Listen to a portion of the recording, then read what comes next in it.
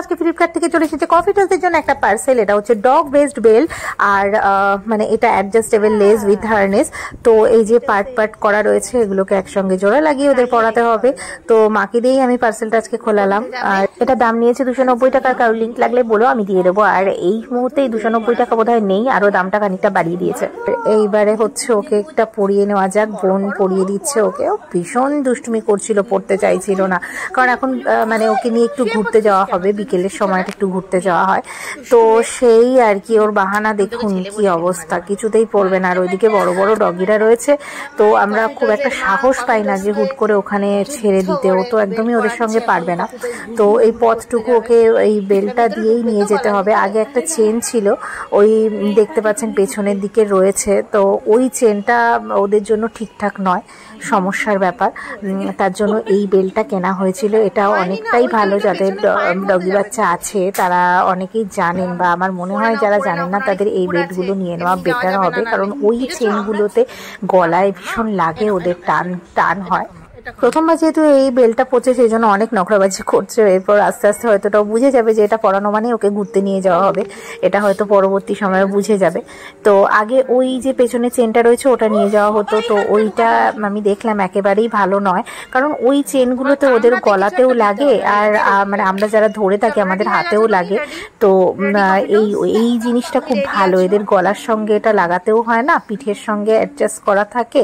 তো আমার মনে হলো এই জিনিসটাই সব থেকে ভালো। আজকে হয়ে গেছে, কফি টোস্ট রেডি। চলো এবার কফি ঘুরু ঘুরু করতে যাবে। ইস, ওটাই খাচ্ছে। চলো চলো চলো চলো, পেছন দিক থেকে ধরতে হবে, বুঝছিস? চলো, ঠিকঠাক না হলে কিন্তু মুশকিল, খুলে যাবে। ঠিক আছে একদম। চলো চলো এবার ঘুরু ঘুরু করতে যাবে। কে ঘুরু ঘুরু করতে যাবে? কে যাবে? চলো চলো চলো চলো চলো চলো, কফি ঘুরু ঘুরু করতে যাবে, কফি ঘুরু ঘুরু করতে যাবে। চলো চলো মাম্মা, চলো চলো চলো। কফি, ওকে তো এক প্রকার যুদ্ধ করে এটা পড়াতে হলো, তো সেই জন্য ঠিকঠাক করে অ্যাডজাস্ট করে ওঠা যায়নি। এটা আরেকটুখানি অ্যাডজাস্ট করতে হতো, কারণ একটু বড় বড় লাগছে এখন। ওটা আরেকটু অ্যাডজাস্ট করে নিলে ঠিকঠাক ভাবে হবে।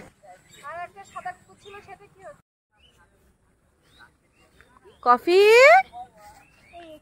বেচারা ভাবলো এখানে এসেও খুব সুন্দর মজা করে খেলবে, কিন্তু আমরা ওকে ছাড়তে পারলাম না এখানে এসে। কারণ কি, এখানে 2-3টে ছাগল ছিল, আর মানে ওই যাদের ছাগল তারা ওখানে বলছিল যে কুকুর না ছাড়তে, কারণ স্বাভাবিক ব্যাপার, ওরাও ভয় পাচ্ছিল কুকুর গিয়ে যদি কিছু করে। তো সেই জন্য আর ওকে আজকে এখানে ছাড়া যায়নি। তো এমনিতেই এই বেল্টের পরেই, এটা পরেই আর কি ঘুরু ঘুরু করলো। এখানে নিয়ে এসে ছেড়ে দেওয়ার পর ও যা পাগলামি করে না, সেটা আপনাদের তো আজকে দেখাতে পারলাম না, অন্য একদিনকে দেখাবো।